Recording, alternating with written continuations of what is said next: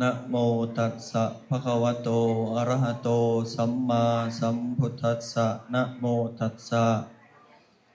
ภะคะวะโตอะระหะโต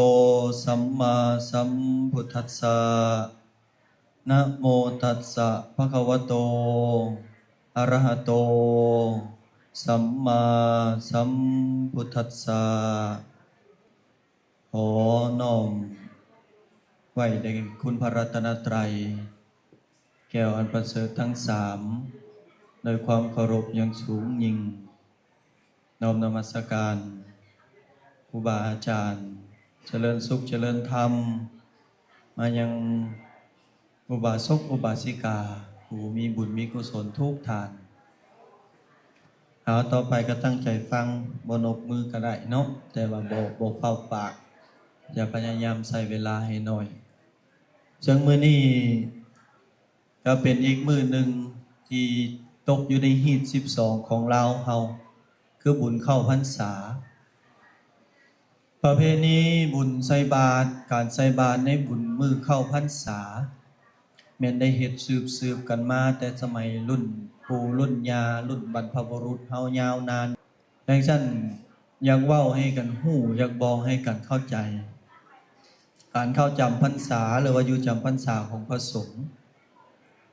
แท้ๆแล้วแม่นมื้อนี้ละมื้อขึ้น15ค่ำเดือน8วันเพ็ญเดือน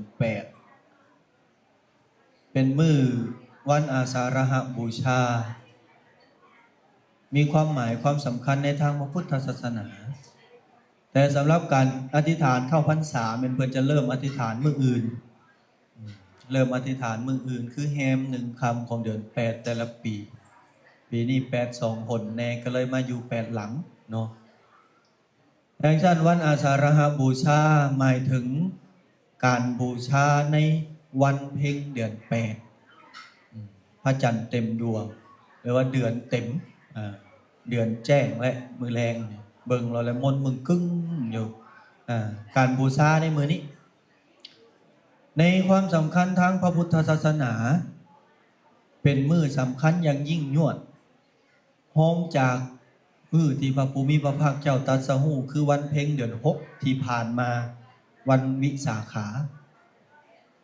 หลังจากที่พระภูมิพระภาคเจ้าได้ตรัสรู้ในวันวิสาขาเดือน6เพ็ญวันวิสาขะนะเพิ่นก็เสวยมุติสุขสวยอยู่7อาทิตย์เกือบ2เดือน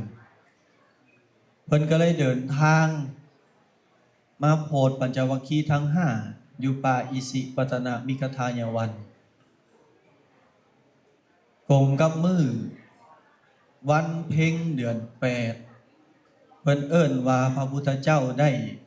เผยแผ่ธรรมเถื่อธรรมอิฐหลังจากที่ตรัสรู้หรือว่าค้นพบธรรมนั่นแล้ว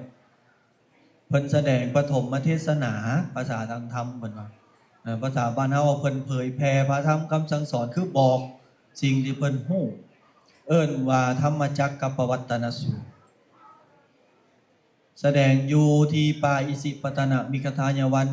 แก่ปัญจวัคคีย์ทั้ง5มีพระอัญญาโกณฑัญญะเป็นต้นหลังจากที่เพิ่นแสดงพระธรรมเทศนาแล้วจึงเกิดความอัศจรรย์แก่เราปัญจวัคคีย์โดยเฉพาะพระอัญญาโกณฑัญญะได้บรรลุเป็นพระอรหันต์จึงขอบวชในพระพุทธศาสนาเป็นองค์ธรรมอิฐพระอัญญาโกณฑัญญะเป็นองค์ธรรมอิฐที่เป็นพระสงฆ์ในพระพุทธศาสนาตัวที่3มาคือสำคัญย้อนว่าเป็นมื้อครบพระรัตนตรัยหลังจากที่เพิ่นมีพระพุทธเจ้าแล้วพระธรรมก็บังเกิดขึ้นมาแล้วคือพระพุทธเจ้าค้นพบมีพระพุทธพระธรรมมื้อนี้จึงเกิดมีพระสงฆ์องค์ธรรมอิฐจึงครบพระรัตนตรัยที่เฮาเอิ้นว่าบูชาพระรัตนตรัยน้อมถวายน้อมระลึกถึงคุณพระรัตนตรัยคือระลึกถึงคุณพระพุทธเจ้าคุณพระธรรมแล้วก็คุณพระสงฆ์นี้จึงว่าสำคัญอย่างหลวงหลายและเนื้อในใจความธรรมจักรกับปวัตตนสูตรที่พระพุทธเจ้าเพิ่นแสดงในมื้อนี้ว่าโดยเรื่องของอริยสัจจังคือความจริงอันประเสริฐสูงสุด4ประการ ที่มนุษย์เราทวยเทพอินพรหมยมยักษ์ต้องได้พบพ่อด้วยกันทั้งนั้น โดยเฉพาะเป็นมนุษย์เฮาจะประเสริฐกว่าเพราะว่าจะสามารถพัฒนาไปได้หลายกว่า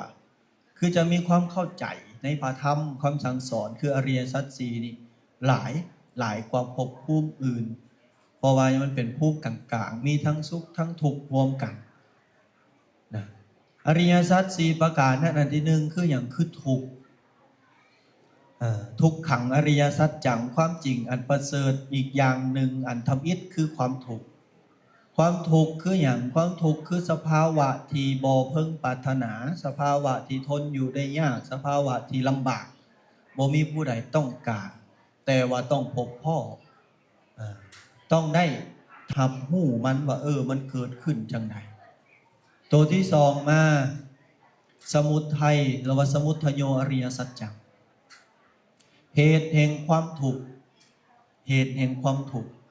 อยู่ซื่อๆสิทุกข์บ่มีหลายคนมันต้องมีต้นปลายสาเหตุเหตุแห่งความทุกข์ทุกข์ย้อนหยังเกิดมาแล้วต้องตายทุกข์เกิดมาแล้วต้องแก่ทุกข์เกิดมาแล้วต้องเจ็บไข้ได้ป่วยทุกข์พัดภาคจากความของเป็นที่หักบุคคลอันเป็นที่หักก็เป็นทุกข์แม่นบ่พบพ่อกับสิ่งที่บ่เป็นที่หักหูบ่ดีเสียงบ่ม่วนกินบ่คักกินบ่หอมเป็นทุกข์บ่ทุกข์แม่นบ่อันนี้คือเหตุแห่งทุกข์หรือเพิ่นเอิ้นตัวที่ว่ารวมเข้ากันคือกามตัณหาทุกข์เพราะมักใครในกามคือรูปเสียงกลิ่นรสโผฏฐัพพะธรรมารมณ์ภาวะตัณหาทุกข์เพราะอยากเป็น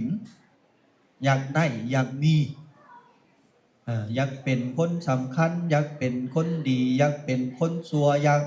ทุกอย่างล้วนแล้วแต่จะก่อให้เกิดทุกข์ถ้าเฮามีความอยากได้เฮือนงามๆอยากได้เฮือนหลังใหญ่ๆอยากเฮียนเก่งๆอยากได้รถหรูๆอยากกินอาหารแซ่บๆอยากฟังเสียงมวลๆอยากได้รูปงามๆนี่ล้วนแล้วแต่เป็นทุกข์ไหนบัดนี้วิภาวะตัณหาตัวที่สามคือความทุกข์ที่บ่อยากมีบ่อยากเป็นบ่อยากได้เคยมีบ่บ่อยากได้หยังบ่อยากได้โรคภัยไข้เจ็บบ่อยากได้หยังบ่อยากได้คนผู้นี้แล้วด่าเก่งแต่บางครั้งพันได้เป็นบ่อยากเฮ็ดเวียกอยากนอนอยู่ซื่อๆแล้วรวยเลยอยากนอนอยู่ซื่อๆแล้วมีกินเลยบ่อยากเจ็บบ่อยากไข้อันนี้แฮงทุกข์แฮงเพราะว่ามันเป็นไปบ่ได้ที่จะบ่เจ็บบ่ไข้แม่นบ่บ่อยากพัดภาคจากคนนั้นเป็นที่ฮักคือบ่อยากให้เขาตายจากเฮาแล้วก็เฮาก็บ่อยากตายจากเขาทุกข์บ่ทุกข์เพิ่นเอิ้นว่าวิภาวะตัณหาเหตุในความทุกข์เป็นตัวนี้นะตัวที่3นิโรธนิโรธอริยสัจจังความจริงอันประเสริฐข้อที่3คือจุดที่มันทุกข์นั่นน่ะที่มันดับลงเพิ่นเอิ้นว่าความดับลงแห่งทุกข์นะมันจะดับลงได้ด้วยการประพฤติปฏิบัติตัวนี้บัดนี้ตัวที่4คือมรรคมรรคมีองค์8มรรคมีองค์8หมายถึงหนทางเพิ่นเรียกว่ามรรคาคือหนทางหรือว่าวิธีการที่จะปฏิบัติที่จะกระทำเพื่อให้ถึงความดับลงซึ่งทุกข์นี่อันนี้คืออริยสัจจังคืออริยสัจ4ประการมีทุกข์สมุทัยนิโรธมรรคแม่นบ่ทุกข์คือหยังคือตัวปัญหาสมุทัยคือหยังคือเหตุแห่งทุกข์คือเหตุแห่งปัญหานิโรธคือความดับลงแห่งปัญหาจุดที่ปัญหามันจะแก้ไขได้ความดับลงแห่งทุกข์มรรคคือวิธีทางวิธีการในการที่จะเห็นให้ทุกข์ดับลงที่จะเห็นให้ปัญหานั้นมันจบลงอย่างสมบูรณ์มีองค์8เพิ่นเอิ้นว่ามี8ประการฟังคักๆวิธีแก้ปัญหาของชีวิตแก้ได้ทุกสถานการณ์1สัมมาทิฏฐิมีความเห็นอันถูกต้องความเห็นเป็นจังได๋ครับความเข้าใจ right understanding ความเข้าใจอันถูกต้องเมื่อเข้าใจถูกความคิดจะตามมา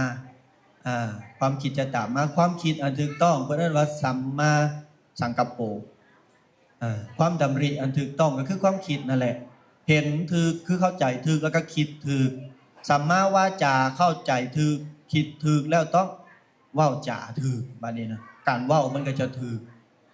สัมมากัมมันตะเมื่อการเว้าถูกการกระทำถูกบ่ถูกบัดนี้สัมมาอาชีวะการเลี้ยงชีพตามมาเลยนะเมื่อเข้าใจถูกคิดถูกเว้าถูกกระทำถูกการเลี้ยงชีพก็จะถูกไปด้วยจะถูกตามมาสัมมาวายามะการเลี้ยงชีพถูกความเพียรพยายามเขาก็จะเพียรไปในทางที่ถูกเห็นบ่เพียรถูกไปจังได๋บัดนี้สัมมาสติความระลึก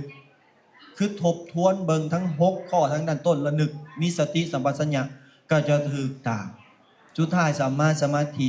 ผลในการปฏิบัติทั้ง7ข้อจะมาตั้งอยู่คือเฮ็ดให้จิตนั้นตั้งมั่นคงสัมมาสมาธิคือความตั้งเที่ยงความมั่นคงของคนไหนคนหนึ่งที่อยู่ในสภาวะอารมณ์ใดอารมณ์หนึ่งคืออยู่ในปัจจุบันขณะที่เฮาฮู้อยู่แล้วนี่อันนี้8ประการที่ว่าวิธีการที่จะแก้ปัญหาหรือวิธีทางดับทุกข์ของชีวิตนะเข้าใจถูกบ่เข้าใจถูกคิดถูกเว้าถูกกระทำถูกเลี้ยงชีพถูกขยันหมั่นเพียรถูกมีสติระลึกได้อันถูกแม่นบ่ความมั่นคงอย่างลงแห่งจิตแห่งการหลอมรวมกันจะถูกจึงกุศลจะเกิดตัวกุศลคือตัวปัญญาเมื่อกุศลเกิดแก้ปัญหาจะถูกแล้วเขาจะได้แก้เธอเดียวเขาจะบ่เป็นการคอดปัญหาไว้นี่ถือว่าสำเร็จไปนี่ธรรมตัวนี้แหละที่พระพุทธเจ้าเพิ่นแสดงในมื้อวันอาสาฬหบูชาหลังจากที่เพิ่นตรัสรู้ได้7อาทิตย์หรือว่าเกือบ2เดือนแก่เราปัญจวัคคีย์จึงเห็นให้เกิดมีพระสงฆ์ทั้งบิดคือพระอัญญาโกณฑัญญะมีพระรัตนตรัยครบทั้ง3ไตรแก้วทั้ง3แก้วอมฤตทั้ง3ครบบริบูรณ์นี่อันนี้คือเหตุการณ์และมื้อสำคัญในวันอาสาฬหบูชาหรือวันบูชาในวันเพ็ญเดือน8ความสำคัญในทางพระพุทธศาสนาบัดนี้เกี่ยวมาใส่ฮีตของประเพณีคือการอยู่จำพรรษาของพระสงฆ์สามเณรสมัยก่อนพระภูมิพระภาคเจ้าเพิ่นยังบ่ได้บัญญัติให้พระสงฆ์อยู่กับบ่อนนะเพิ่นยังบ่ได้ให้บัญญัติในการเข้าพรรษาพระสงฆ์เพิ่นก็เที่ยวไปเพราะว่าพระสงฆ์ต้องจาริกเห็นบ่ที่เฮาเพิ่นว่าเดินธุดงค์ความหมายคือเพิ่นจาริกธรรมไปเผยแผ่ธรรมไปโพธิ์ภายใหญ่กว้างเอาตนญาติโยมทั้งที่อยู่ในป่าอยู่ในบ้านและสรรพสัตว์ทั้งหลายเพิ่นก็เลยไปอยู่ตลอดไปทั้งฤดูร้อนฤดูหนาวฤดูฝนตกมาฤดูฝนจังซี่บ่มีบัญญัติพระสงฆ์เฮาก็ไปอยู่ตลอดจึงเฮ็ดให้ชาวบ้านติเตียนเพราะว่าเฮาย่างไปเด้ไปตามทงไร่ทงนาไปตามดินเปื้อนดินพิสังต่างๆพระสงฆ์ก็เปียกม่อมแม่มเหยียบมดตัวแดงแม่งตัวน้อยที่ออกมาหากินในฤดูฝนเหยียบพืชพันธุ์ธัญญาหารญาติโยมเครื่องฮู้นั่นแหละถ้าแม่นดำนากระโชกนี่น่ะเข้ากำลังงามพระสงฆ์เพิ่นพากันไปเหยียบให้นาอยู่อันมาคดพันเป็นอันคันนาน้อยๆได้เหยียบมันก็มุนหมดแล้วแหละนะชาวบ้านติเตียนจังซั่นเราพระสงฆ์ก็เลยไปกราบทูลพระภูมิพระภาคเจ้าเพิ่นก็เลยบัญญัติให้จำพรรษาจังซั่นช่วงฤดูฝนนี่ให้อยู่จำพรรษาอยู่บนไหนบนหนึ่งในเขตอาห้ามใดอาห้ามหนึ่งบ่ให้จาริกไป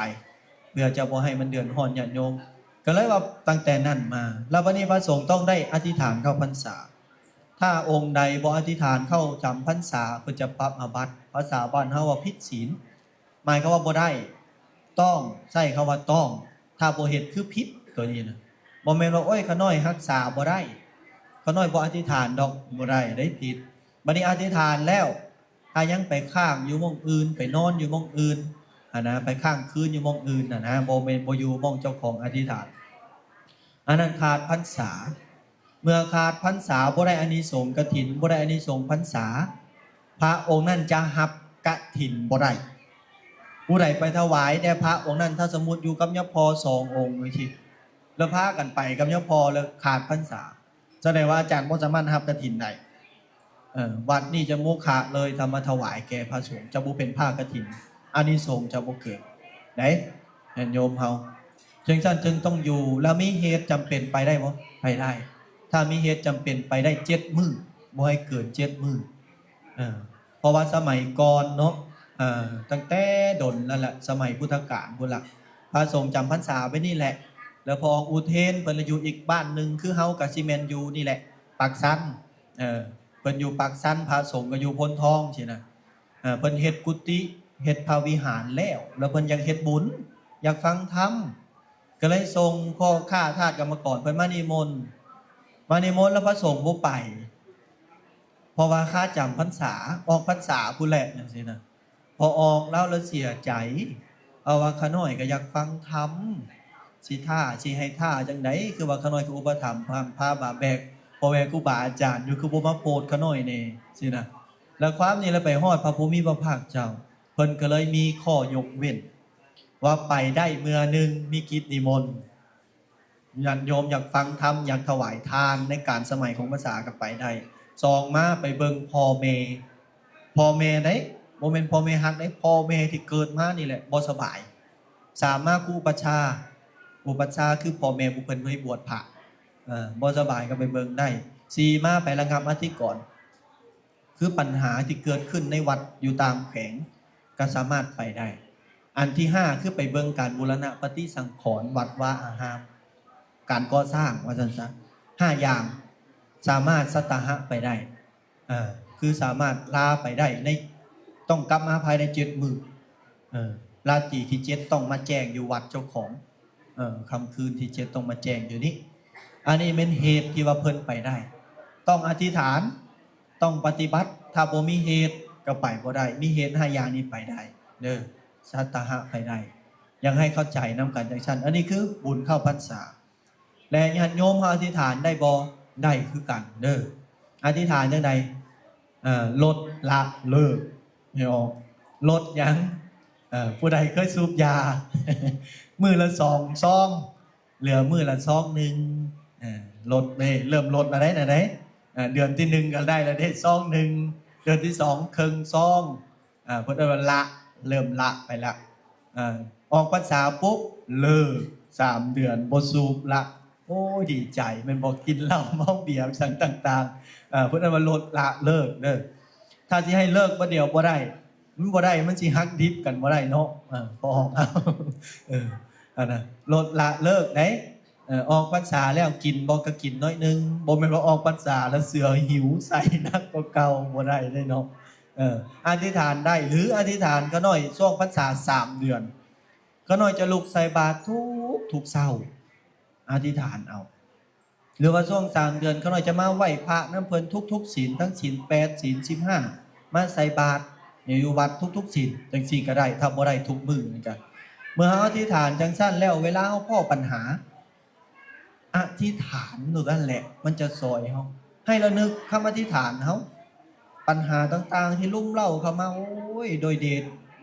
เดชานุภาพคุณแห่งคำอธิษฐานนี้ก็หน่อยได้เฮ็ดได้กระทำในระยะ3 เดือนหรือว่าในระยะ1 ปีได้เฮ็ดสิ่งนั้นสิ่งนี้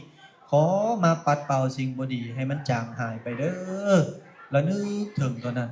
แล้วปัญญามันจะเกิดว่ามันจะแก้ปัญหาแบบใดจึงก้าวไปสู่มรรค8ตัวนั่นแหละจึงบ่ทุกข์